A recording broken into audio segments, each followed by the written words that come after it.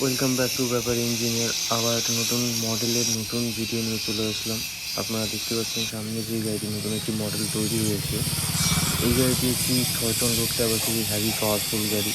এইটি গাড়িকে দুই রকমভাবে ব্যবহার করা যাবে। একটি ডালা সিস্টেম, আপনি গরু মাছ যে কোনো কিছু ব্যবহার করতে পারবেন। প্লাস ডালাটা ফোল্ডিং করা আছে, আপনি খুলে এটাকে নর্মাল টেম্পোরারিভাবে ইউজও করতে পারেন। সামনে দেখতে পাচ্ছেন এত সুন্দর একটি কেবিন করে টোটাল মডেলটি তৈরি করা হয়েছে। সামনে 12 নম্বর ফ্রক ইউজ করেছি আমরা, পিছনে 715 টায়ার লাগিয়েছি।